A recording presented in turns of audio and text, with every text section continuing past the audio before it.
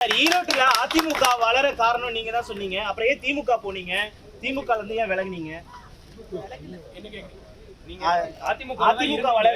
அதிமுகவிலிருந்து திமுகவுக்கு போயிட்டு திரும்ப திமுகல நேற்று உங்களை நீக்கி இருக்காங்க, இன்று சேர்ந்திருக்கீங்க, என்ன காரணம்? அதாவது நான் பிறந்ததிலிருந்தே அதிமுக குடும்பத்திலேயே வளர்ந்தவர். நாங்கள் எல்லாம் கூட்டு குடும்பமாக 1996 வரை ஒரே குடும்பத்திலேயே நானும் திரு கே செங்கோட்டையன் அவர்களும் ஒரே குடும்பத்திலே ஒரே வீட்டிலேயே தான் வாழ்ந்து வந்தோம்.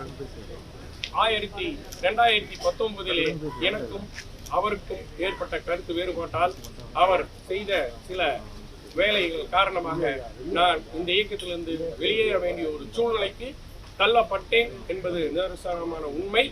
மீண்டும் அவர் அஇஅதிமுகவுக்கு துரோகம் அளித்துவிட்டு தாவேகாவுக்கு சென்றதை எங்கள் குடும்ப உறுப்பினர்களால், எங்கள் கோபி தொகுதி மக்களால் ஏற்றுக்கொள்ள இயலவில்லை.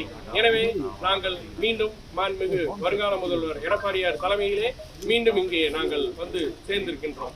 இல்ல, செங்கோட்டையனுக்கும் உங்களுக்கும் ஏற்பட்ட கருத்து வேறுபாட்டால் தான் நீங்க திமுக போய் இணைஞ்சிருக்காங்க.